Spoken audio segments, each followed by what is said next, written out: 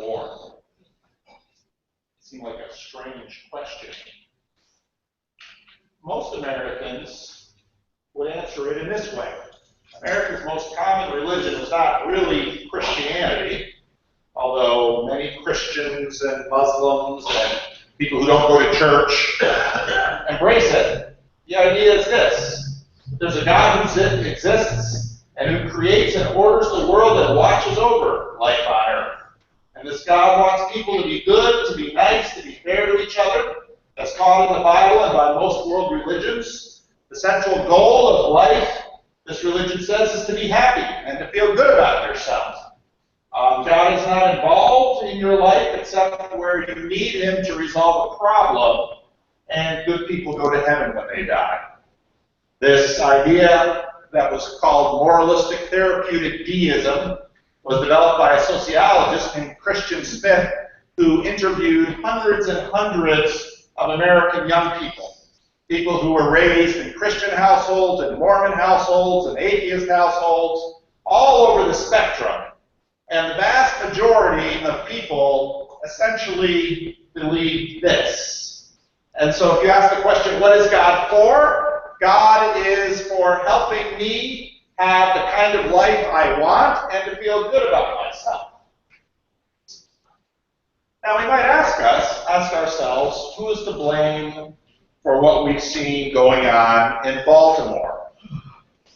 And if you listen to all of the news over the last couple of weeks, there are lots of candidates. America's race issues, bad police training, procedure, or bad police culture, the elected officials who have failed their people, economic failure, globalization, high taxes, lack of opportunity, social failure, poor education, welfare state, breakdown of the family. One of the most interesting things that is in this discussion, however, is no one notices that what we believe in is, in fact, a system. Some people might say, well, maybe God failed Baltimore.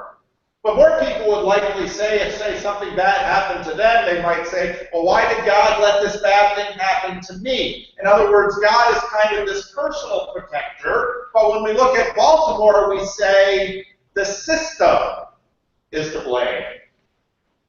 Over the last couple of years, really, I've been trying to get through Charles Taylor's 900-page book called The Secular Age. And in this book, Charles Taylor tries to figure out why 500 years ago, almost everybody in Western civilization believed in God, and why today, for many people, belief in God is kind of an option. It's maybe an idea if it helps me feel good about myself or try and piece my life together. And one of the things that he noticed is one of the things that developed in the West was this idea of an order. The idea that if we educate people, if we order people with police and government institutions and society, if people cooperate with one another, then suddenly we can figure out how to have a healthy situation and a healthy culture and a healthy community. This idea, in fact, is so deeply entrenched within us, we really can't help but think in these terms. And so when Baltimore explodes, nobody says, well, God is clearly angered with Baltimore because the city is coming undone. We all look around for a failure in the system, and we look for ways to try and address these failures to correct the situation. Now, as many of you saw, the district attorney filed charges against the police officers, and so the protest rally turned into a celebration rally. But I ask you, okay, let's say the protests and the celebrations are done. What will happen tomorrow in Baltimore? Will there be more jobs? One of the things I thought of when I saw Baltimore, and a little while ago we saw Ferguson, Baltimore is like, I can't tell you how many places in the United States or how many places in the world. We believe that somehow we can fix Baltimore, but I ask you, show me one place in the country that is fixed. Now you might say, well, there are wealthy, affluent communities where they are not tearing up the street. But as one other columnist I read just this morning noted, that the sum total of the bonuses, just the bonuses, not the salary, the bonuses given on Wall Street last year was more money than what all of the people in North America earned making minimum wage.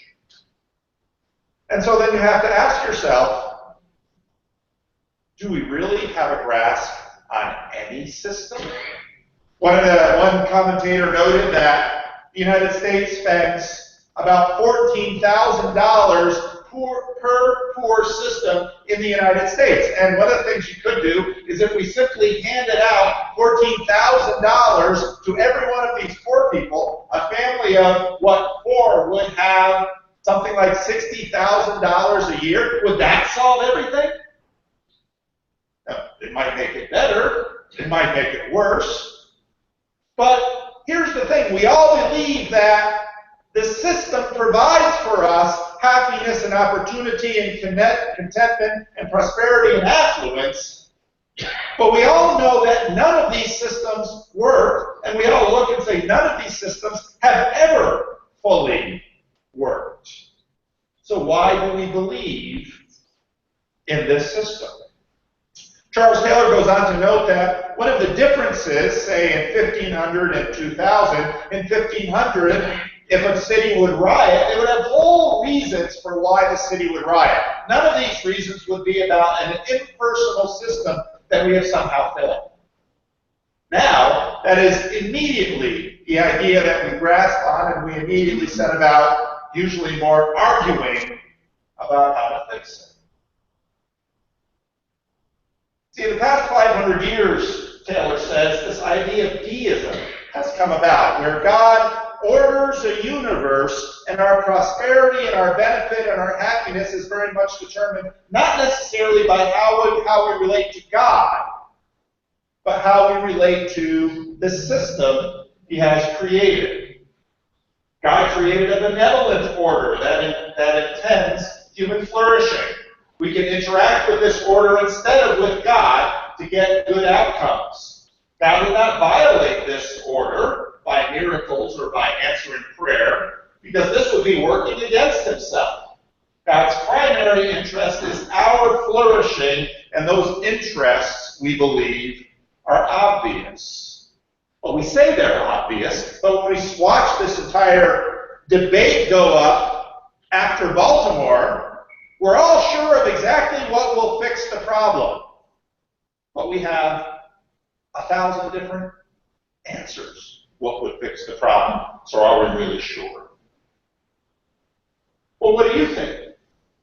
Could you imagine God making a rule for us that makes no sense for us, or would seem opposite of what seems right or good for us?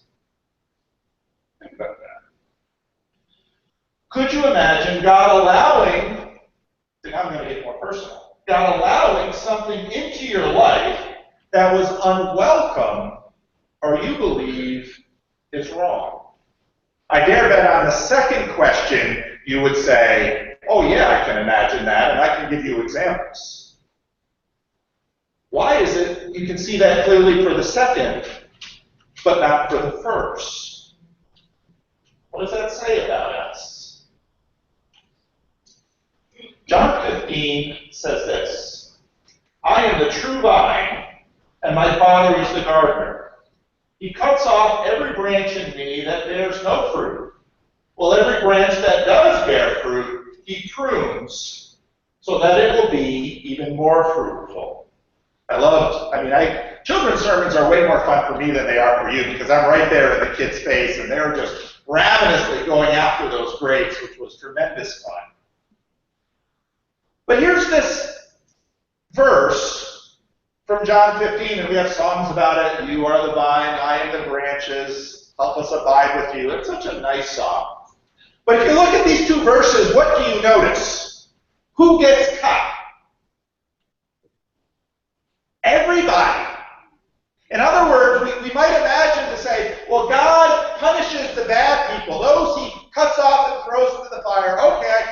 that, but the good people he leaves alone.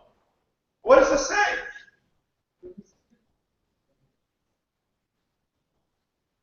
What also is the implication here? What is God looking for? Does God sit down and say, well, where's Reggie? I love picking on Reggie. Okay, there's Reggie. Does God sit down and say, boy, what would make Reggie happy today? Let me just throw things in Reggie's life that would make him happy today. Is that how your life works, Reggie? Pretty much. Is that how life works for the rest of y'all? So I must be on a different page.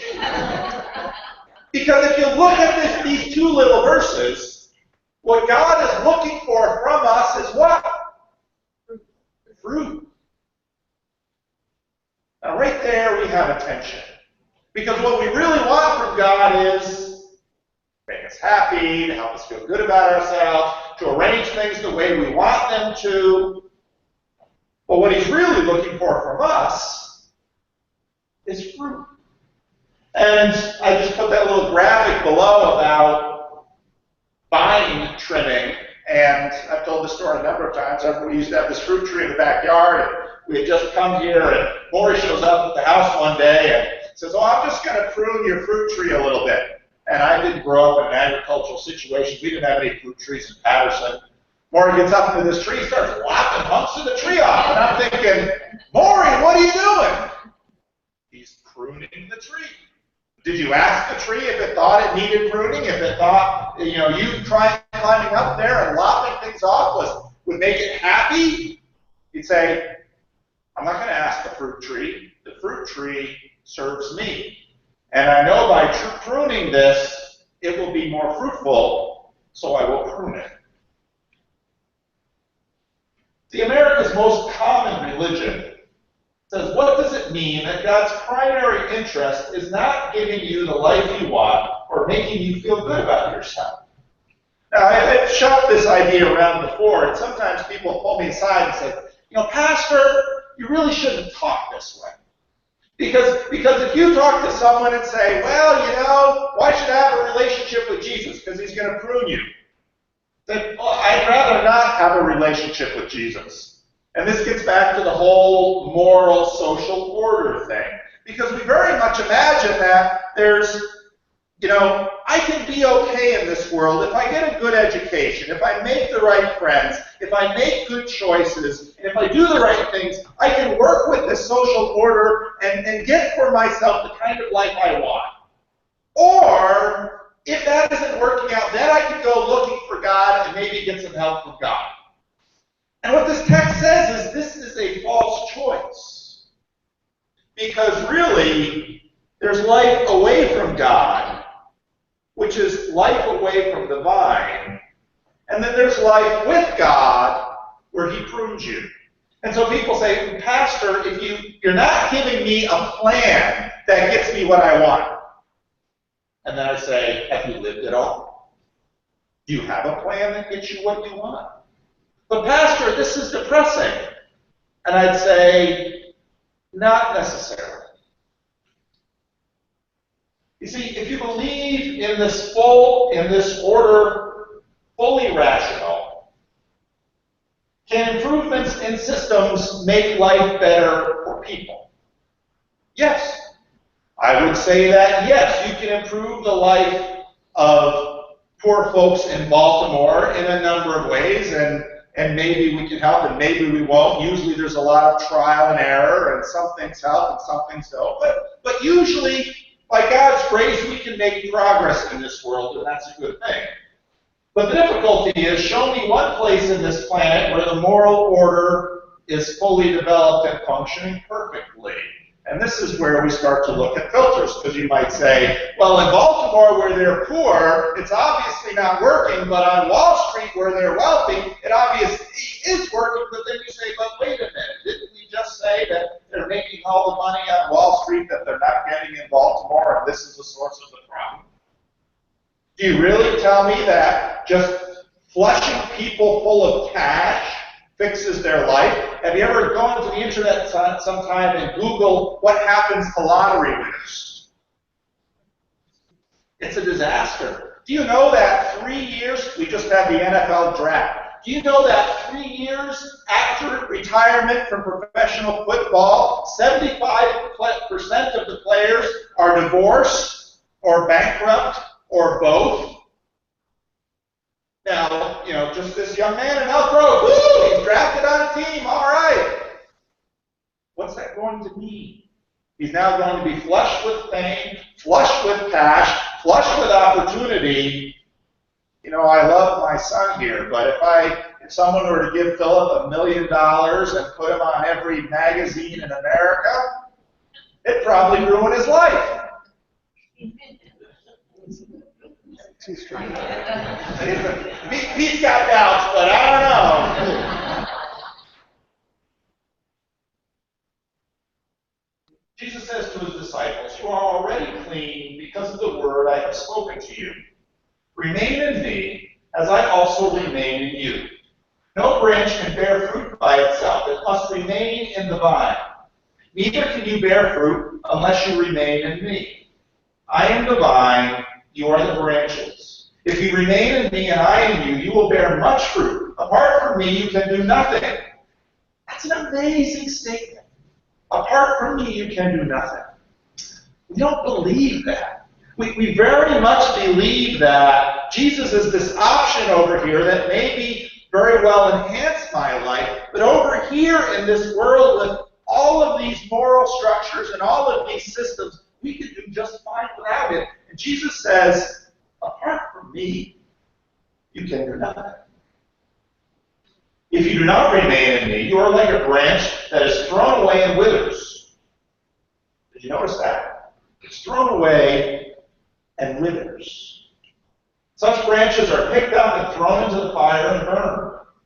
If you remain in me and my words remain in you, ask whatever you wish and it will be done for you. This causes us whole other questions which we don't have time to get into, but those are important and hard questions.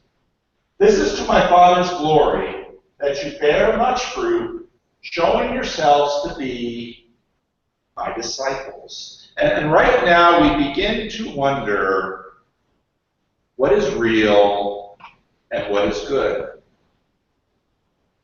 I saw another news article where some of these young men in Baltimore were trying to stand between the cops and the protesters, trying to buffer them, just so neither side would be hurt.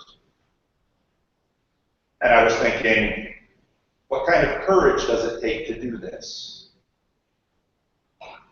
Jesus basically says, if you're not connected into me, you wither and die. And now this makes a ton of sense when we're looking at fruit, but we have all kinds of questions about how this actually works in our lives. What we often don't notice right away where this begins is Jesus begins by this and says, I am the true vine. And the implication in this is that there are a lot of false vines. There are a lot of other things that we plug into. There are a lot of other ways that we try to make life work. There are a lot of other ways that we try to figure out how to get what we need. That first building over there, the nursery is, I've been around here long enough to know there's a lot of dead outlets in that building. There are a few in this building too, and I pretty much know which one. But sometimes people will come in to use the facility and they'll have a projector and they'll have their extension cord and they start heading for something and I'll say, well, don't bother plugging into that one there. But they won't listen to me, so if they plug, then what happens? Nothing. This is kind of the picture that we run around with an extension cord in life and we're looking around and we see outlets and we're trying them. But life isn't quite as obvious as these plugs here, where you plug it in and I got no power, so I try another one. Usually what happens in life is we plug into a lot of things and things kind of work and we think it's okay and we think it's going. Jesus says, in a sense, I want to help you cut to the chase. I am the true vine. You will get life through me. And this is exactly where we have our problem, because we look around and we say, but that's life, and that's life, and that's life, and that's life. And Jesus says the only true life And the only true shape of life is mine. And this causes us a lot of trouble. Because if I would ask you, how many of you want to have the life of Jesus? Or you could have the life of LeBron James. Well, let's see. Jesus walked around, was tremendously popular for a while, but then eventually was arrested, abandoned by his friends, and died a horrible, humiliating death naked on a cross. Or you could be LeBron James and get your own little mix of Sprite promoted yesterday that I saw on TV. And have lots of money and pretty much anything in the world you want. You might say, well, LeBron sounds good. Jesus, yeah, God and all, but I don't know. I am the true vine, competing sources of true life and its source. Do you see God as the resource to help you shape your life and your world? Or do you believe that you can somehow appropriate systems that give us life apart from any system giver? One of my favorite movie lines was in a rehab movie called 28 Days, where this woman named Gwen, who was a party animal and out there partying all the time, but soon discovered that her life of partying and alcoholism was destroying her. She thought booze was a good outlet to plug her extension cord into, and she kept waiting for it to produce, and it didn't. So then her boyfriend visits her in rehab, and what does he sneak in for her? A thermos full of booze, and says, come on, let's have some fun. This little speech he gives her. No one adult human being is happy. People are born, they have a limited amount of time going around thinking life is dandy, but then, inevitably, tragedy strikes and they realize life equals loss. The whole point of the game is to minimize the pain caused by that equation. Now, some do it by having kids or by making money or taking up coin collecting. Others do it by getting wasted. He's right. Life does equal loss. And we try to amuse ourselves and occupy ourselves and find meaningful things until they put us in the ground. And Jesus comes and says, yes, life does equal loss, but I am the true vine, being grafted into me. And this is what he does. Because Jesus is the true vine, and we might think, wow, that ought to be great. But what do we see happening to Jesus? He is cut. But he isn't cut for himself. He's cut for us. We, in a sense, are the fruit of his cutting. And then the resurrection happens. So if I said to you, well, you could live like Jesus, which would mean run around being a carpenter, and then doing some ministry for about 3 years, make a whole lot of enemies and have they kill you and crucify you, but after that you'll be raised to life. Or you could live like LeBron James. You might say, well, the resurrection piece is enticing, but I can see what LeBron gets now. And in a sense, there's your choice. You have the 28 days guy who looks around and says, everybody loses. Make the most of it while you're here. Or Jesus says, take your losses and turn them into mine by being engrafted into me.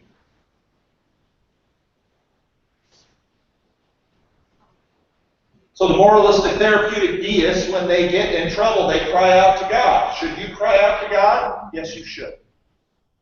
Because part of what the moralistic therapeutic deists have is true. God does help us. God does listen. God does answer our prayers. Not always how we want, not always when we want. Maybe, in fact, he's pruning us and grafting us and tying us deeper into him so that we can have more of that life. I love the line in the song that we sang this morning about God seeking this joy that seeks us through pain. And some of you know that joy. There have been times in my life that have been the most painful, that have also been the most joyful. And I cannot explain it to you, but I know that it's true, and I know that a number of you have been there too. And so he comes to us and says, I am the true vine. You are my branches. Every branch that bears no fruit, the gardener cuts and throws into the fire. But the branches that do bear fruit, he prunes. He cuts back and he cuts them hard. Why does he do it?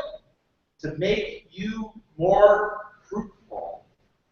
And I know some of you are sitting there and you're listening to this and you're resonating with this because you're saying, oh, the cutting is so hard. But I do taste the sweetness of the fruit. And in many ways, that is the Christian life. Because on the night he was betrayed, he took bread and he broke it. This was him accepting his cutting. And he said, this is my body, broken for you. The cross is this mysterious place where on one hand, Jesus is experiencing unspeakable horror. But he did it for joy. And the joy he did it for was the joy of having us. And so while this bread goes through this morning, I want you to think about what he said. He is the vine, we are the branches. Branches that bear no fruit, he cuts off and puts into the fire. Branches that do bear fruit, he prunes. By this bread, he feeds us. By his blood, he gives us life. And I believe through what he prunes from you, he will use to make that fruitful. The table is for you.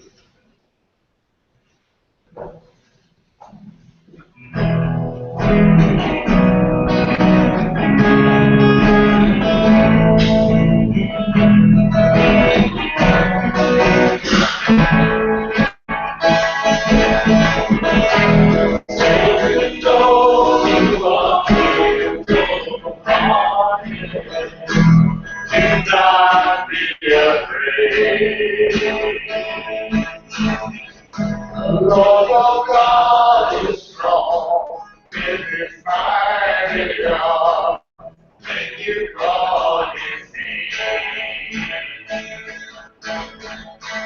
He will come and save. He will come and save. He will come and save. Sing to the weary one, your time will come and save. He will come and save. He will come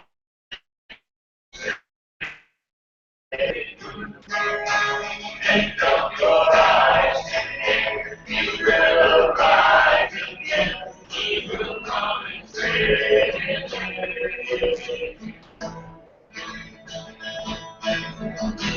Sing those who are fearful hearted, do not be afraid. The Lord your God is strong, with his mighty arm, when you call on his name. He will come and save. He will come and save. He will come and save. Sing to the weary one, your God will surely come. He will come and save. He will come and save. He will come and save. Lift up your eyes, He will arise again. He will come and save.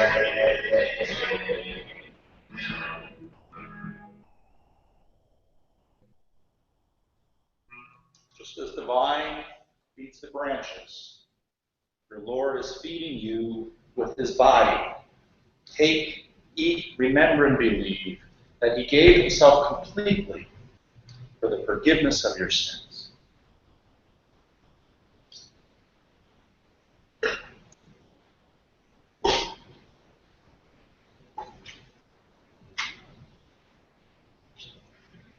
This is, of course, the product of the grape. And Jesus says, this is my blood. Blood is how the cells and the members are fed. He gives it to his disciples, and he says, take it and drink it. I give my blood so that you may have life, and you may be fruitful, and you may flourish, connected to me.